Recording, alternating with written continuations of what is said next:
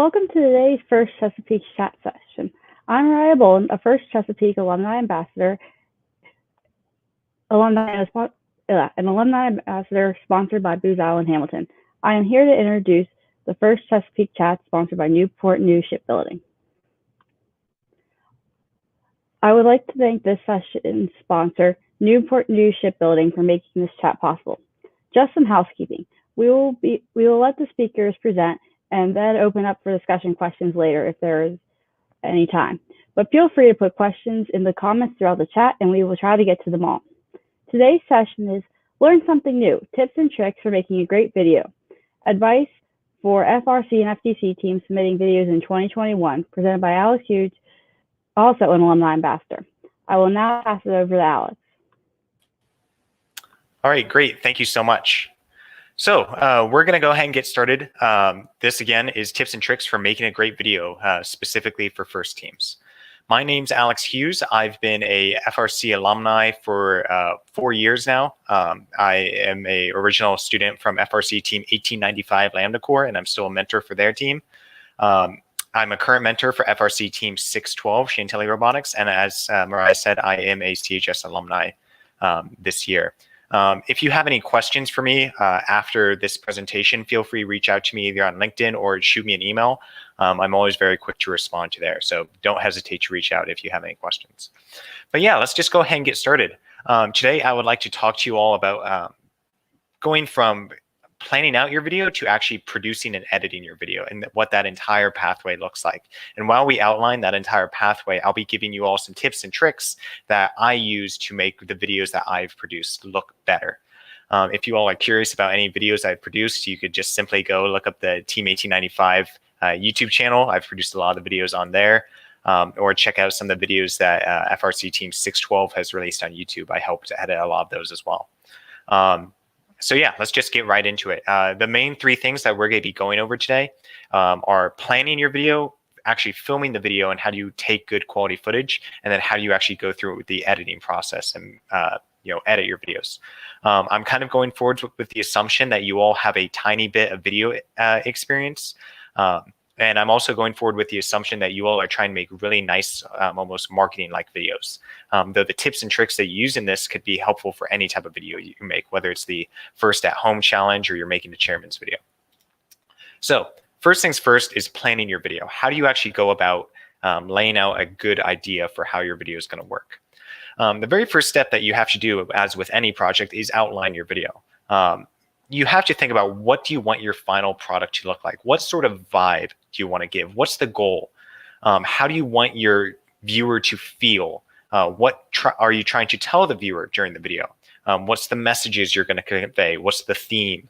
What style of video? All of this type of stuff is very important to lay out, because even though you might have ideas in your head, laying it out on a piece of paper and sharing that with your team is very useful to get feedback, make sure everyone's on the same page before going on to the next step. Never skip outlining your projects, because it'll always result in problems later. One of the tips I use for outlining and getting a good plan for good videos is just stealing from the best. Go out and look at how other teams produce videos and look at them for inspiration. A great example is FRC Team 1619. If you've ever seen any of their videos from like 2017 to 2020, they produce some insanely high quality videos. So I love watching their videos and getting inspiration from them on how to design my own videos. I also really like looking at music videos and seeing how they produce their videos. And try and understand, how do I feel about this video? What sort of editing style did they use? And how can I use that when I go make a video? There are plenty more FRC teams that make great videos. Just look at any of the top chairman's winning teams and they'll teach you how to make a great video. So make sure you get inspiration from other places instead of trying to build your video in isolation. So once you actually have a good outline, you should go forward and start storyboarding your video. So storyboarding is the process of really laying out your video's plan on a piece of paper and potentially even drawing scenes before you actually begin filming. And storyboards get pretty specific. You should know what exact song you're using. You should know the length of that song. You should know what type of clips you're going for. Do you want videos of your robot or videos of your student? At what points do those clips go? Maybe during one part of the song, you want to have audio of your students speaking. During another part of your song, you want clips of your robot competing on a field. There's a lot of detail you can really add to your storyboard, and by making a very specific storyboard, it's going to help you immensely down the line when you actually get to filming and editing. So storyboarding is a great thing. I always recommend doing it. It's a cool exercise to do with your team as well. One of the tips I strongly suggest to any people who begin video editing, music is 50% of your video. Go out there and watch a inspirational video, whether it's a music video or a marketing video, whatever it might be. Watch a video that you really like and turn off the audio and tell me if you get the same experience from that video. You're not. The audio and the music and all of that work together to really kind of drive the aesthetic or the entire vibe of that video. So if you're not choosing good music, or you just don't have music, your video is just not going to rub off on the person that's watching it as much as it might otherwise. So make sure you spend some time finding some good music. I will easily spend 1 to 2 hours just listening to music and trying to find a good song to use before I actually begin a video. I actually have a playlist of about 50 songs that I have stored just for video editing, and I'll go through and listen to that entire playlist and choose one of those songs to use for whatever video I'm trying to produce. So make sure don't skimp on music. So that's kind of it for planning your video. Up next, we're going to go into actually filming your video. And this is probably the thing that most of you are looking forward to or have questions about, is how do you actually film a good video? First things first, what cameras should you and should you not use? First off, don't bother with dedicated video cams. You all probably have cameras like this lying around your house, or maybe your parents have them. Kind of small, cheap Canons or Nikons. They might be 10 years old at this point. And you might look at that and say, oh, it's a dedicated camera. That's probably good enough. But these cameras tend to have really bad sensors. They don't have good exposures. They might only be able to film in like 720p or something. They don't have great dynamic range. I don't bother with cameras like this. Instead, you should use modern smartphone cameras. The iPhone 10 Plus or the new Samsung Galaxies, those have fantastic image sensors built into them that can exceed most modern camcorders these days, and especially exceed camcorders that were produced 5 or 10 years ago. I'm pretty sure the new iPhone 12 Max can take 4K 60 FPS footage with just amazing dynamic range. So if you're going to use a camera, find the student on your team who has the newest smartphone and have them record, because that's almost always going to give you better results than a dedicated camera. Same thing goes for your microphone. Unless you have a really high quality microphone like a Yeti or a Rode, don't bother using any microphone you might have laying around. Your smartphone has a great great microphone built into them. I have a dedicated boom mic, for example, that I might use for audio, but that's only because I spent $200 on my boom mic that I don't have here at college. So if you're going to record audio, use your smartphone. Absolutely do not use your laptop. I see a lot of teams. This is something 612 did when I first came to mentor for the team. They were recording audio on one of their old school laptops, and it was just not great. It's like, come on, guys, you have these brand new iPhones, use them. There's no reason not to use this great technology that a lot of us have these days. The next thing is picking your location. You need to have a nice, well-lit, clean, open space for your viewer to feel comfortable. Because what you're doing when you're taking a video is you're placing your viewer in the environment that you are filming. And there's a big difference between if you film a video in a dark alleyway like this versus if you're filming in a very bright, well-lit library like this. You get a very different vibe from that video. One of the tips I always recommend is more light, more better. Cameras are not as good at sensing light as the human eye. So a room that might look well lit to you might actually be a lot darker to a video camera. And when you actually go and review your footage, you'll say oh, wow, this room was actually kind of dark and you couldn't get as good detail or contrast. So turning on any lights that you might have is always beneficial. Filming where there's natural light is the best, just because natural light tends to look better than artificial lights. So if you're going to film, I recommend doing it during the day with open windows, or at least open blinds, and then turn on all the lights in the room before you start filming, because that's always going to give you better quality footage than if lights are off. Also, choosing a clean space is very helpful. If you're going to film in a workshop, make sure you spend some time, just a few minutes, cleaning up your workshop, putting away trash, moving things to the side, make your workshop look nice and presentable, because otherwise you're going to distract your viewers. There's a big difference between filming a video in a workshop that looks like this versus a workshop that looks like this. If possible, go film somewhere else. A lot of school libraries these days, if you have access to your school, have carpets and big windows, and they're overall very nice and aesthetic. So filming in a location like a library might be a lot better than filming in a location like your workshop. Just something to think about. Also, choosing the right people for your video. The key thing is, if you're going to have people in the video, make sure they're dressed appropriately. And that comes down to two things. First off, making sure they're wearing a team uniform if possible, because having students wearing a team uniform is almost always better for team imagery and branding. And if they're not wearing a team uniform, make sure they're not wearing anything distracting. Basically, what I mean by that is you don't want to have text, images, or logos on your t-shirts or other clothing, because that's just going to distract the viewer. Great example here is this picture I found online of a couple FRC students working on their drivetrain. The focus of this picture is supposed to be either the students working on the robot or the robot itself. But as soon as I saw this picture, I immediately noticed that this kid was wearing a New England Patriots jersey, or New England Patriots sweatshirt, whatever that is. And I was immediately distracted as the viewer because I started reading their t-shirts. Having plain clothing is almost always better, because that prevents the viewer from being distracted and actually focus on what's happening in the video. So if you're going to be filming people, if you're going to be doing interviews, or just having people move around your shots, I recommend they wear, just regular clothing, or better yet, wear team clothing, because that's always just going to make your video look better to your viewer. And also, filming effectively. Filming itself is obviously a very important part of your footage. So if possible, use a tripod. You could buy these really cheap iPhone or smartphone tripods on Amazon for like less than $10.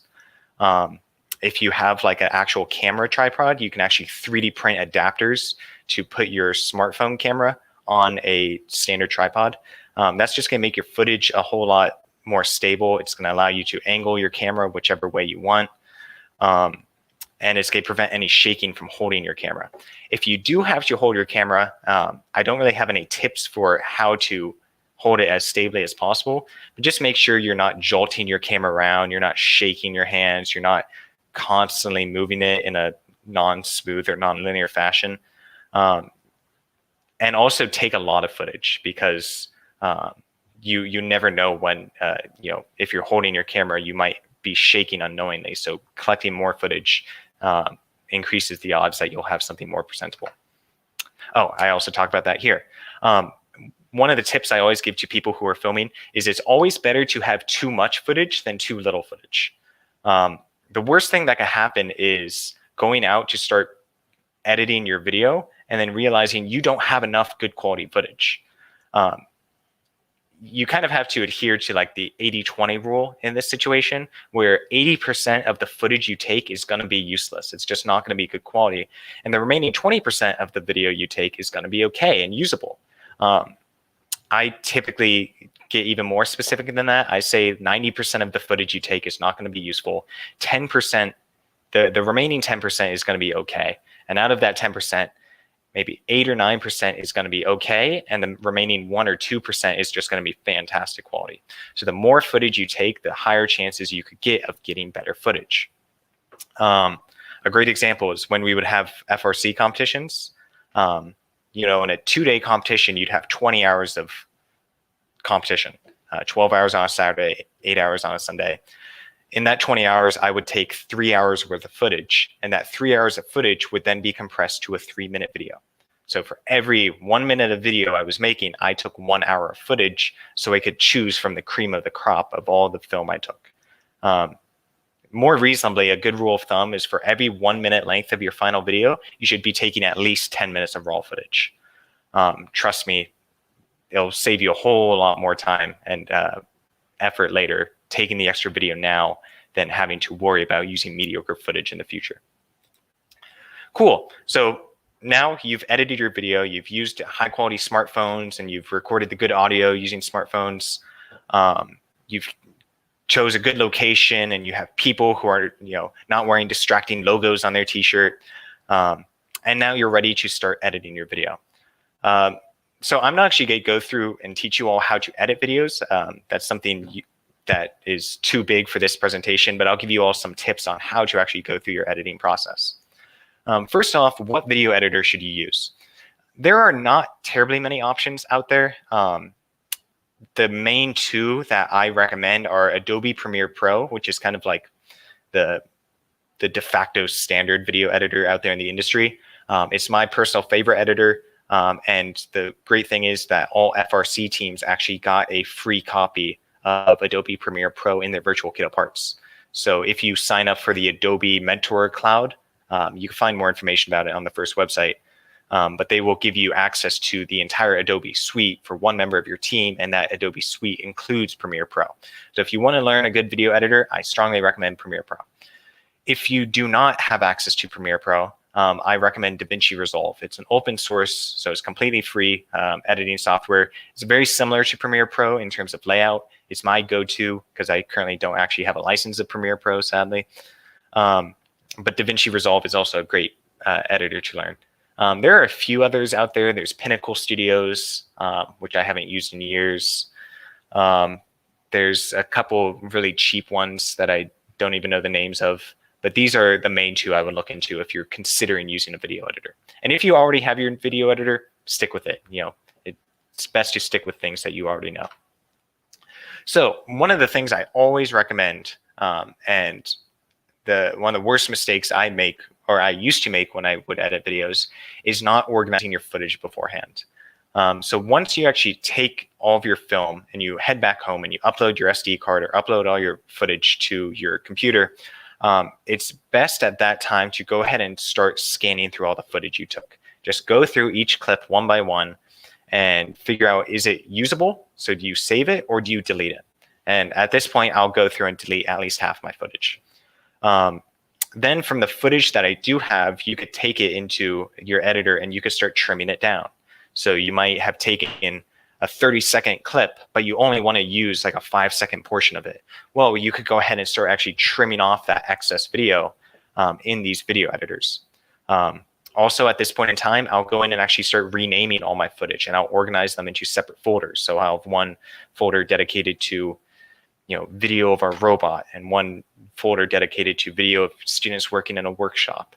And that just helps you so much more down the line.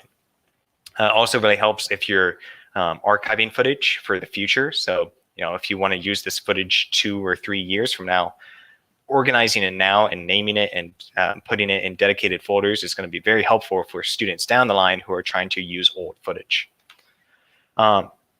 Here's where the effort you put into storyboarding and organizing really pays off, because it's very easy to want to accelerate the video editing process and say, you know what, I'm not going to storyboard, I'm just going to film and I'm going to go straight into my editor and start editing. And it never pays off. You're going to spend a lot more time and come out with a worse looking product if you don't spend the effort and time now storyboarding and organizing. Because once you have a good storyboard and you have your video completely planned out, and once you have organized all your footage and you know what good footage you want to use, it's so simple to just drag and drop your video from your folders into your timeline. And you can go from an empty timeline to a finished video in like an hour because you spent the time storyboarding and organizing. And after that hour, you have a really insanely high quality footage or high quality video compared to if you just kind of went at it. You used no plan, you just went straight into editing your video on the timeline. Without much thought to how your video would actually look on the other side. So invest that time and energy into making your storyboard and organizing your footage, because it will always, always, always pay off down the line. So when you actually get into editing your video, the first thing I always recommend doing is adding your music to your timeline. Your music is the foundation for the rest of your video, and your video should change based on how the music works. So, your video should maybe change on the beat of the song, or if you have different parts of the song, like the melody versus the end of the song. I can't think of song lingo right now, but your footage should change with the music. So add in your music first, lock that to your audio bar, and then you can start adding your footage on top of that, just because that's what's going to make your video look best. Having video that goes out of sync with your music just doesn't look great. And you all probably know what I'm talking about if you've ever seen a video where it's not synced up with the music and it's it just doesn't hit the same. So always make sure you put your music in first. Also, I recommend video editing in a continuous way. Everyone has their own preferences for how they edit videos. One of the things I see a lot of people do is they will put all of their footage on their timeline and then just kind of start going at it. And they'll start editing the start of the video, and then they'll go a little bit to the middle of the video, and then the end of the video. Then they'll go back and add a little bit more to the beginning and add their effects, and then jump back to the end. I'd like to just go at it from clip 1 onwards. So add your first video to the track, get it perfect, add in the text, add in the effects, and then move on to your second clip. Get that perfect, add in the effects, add in the text. And that allows you to see the video actually being built from the ground up. So you could kind of continue the feel of the video, and you could go back and constantly rewatch the progress you've made. That's just how I edit videos and how it works best for me. Though if you have your own kind of vibe to how you edit videos, stick with it. But if you're new to video editing, make sure you go front to back and don't jump around, because it's just going to make the process more confusing. The final tip I could give you all is your very first video export is never your last. So I've made this mistake before, where I have been editing a video for 3 hours and I'm just done with it. And we get to the end of the video and I'm like, okay, I'm going to render the video and I'm going to upload it to YouTube. And I spend 30 minutes rendering the video. And I'm like, okay, here's my 2-minute video, and I upload it to YouTube. And I shut off my computer for the night or whatever. And then I wake up the next day and someone says, hey, Alex, that video you uploaded to YouTube has a typo in it. And I'm like, oh my God, I didn't review the footage. So always just spend that little bit of effort going back and reviewing the video after you've already made it. On top of reviewing it yourself, make sure you send it to some other people and have their eyes check it over. I always say that your first export is never your last. So, export your video once, get some eyes on it, have everyone review it, decide on what changes you want to make, and then go in and do another render and export. Make the changes you want to make, render it one more time, and then that is your final export. But never upload your final or your first render, because it's always going to have flaws in it. Even if you've watched it on the timeline 100 times, the first export always has issues. And that's it. That's all the tips I have for you all today.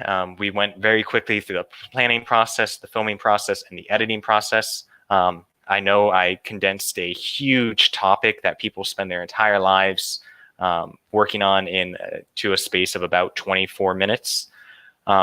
So if you have any questions, feel free to shoot me an email. I'm always willing to talk more about this, or send you other resources. Otherwise, if you all have any questions, feel free to post them in chat, and I would be more than happy to answer them.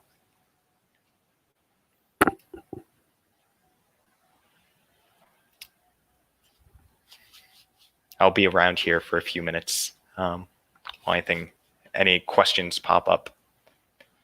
Can you say anything else specific about the autonomous video for this year?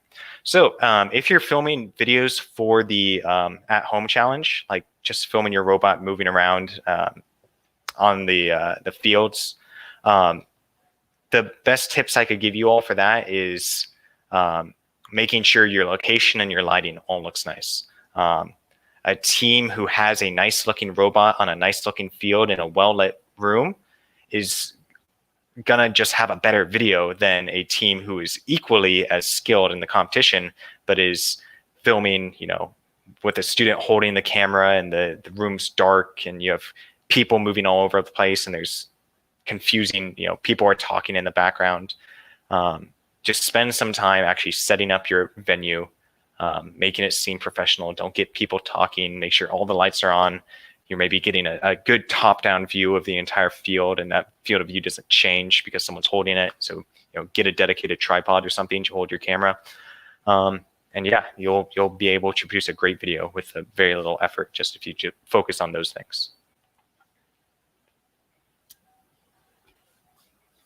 Can either of us explain the Alumni Ambassador Program? Mariah, do you want to start by answering that question? You can go ahead first, since I believe you've done it for another year. Yeah, sure. So I've been an alumni ambassador. This is my second year doing it. I'm pretty sure it's the second year they've actually ever implemented this. Alumni ambassadors are alumni from the Chesapeake region who are giving back to teams in the area.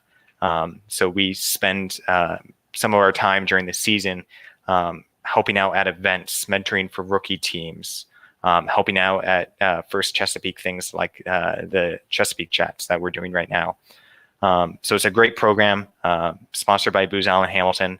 So it's great to have their support and the continued support of First Chesapeake helping out alumni like us and our teams. Yeah, it's a great program to help them give back to First Chesapeake, since it's been such a big part of a lot of our lives in high school, and just keeping it going.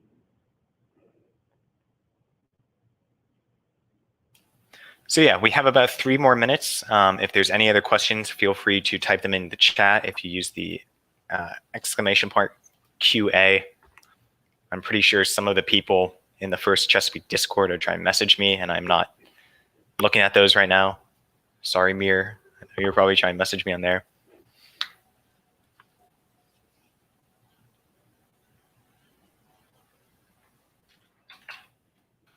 You don't use the exclamation point QA.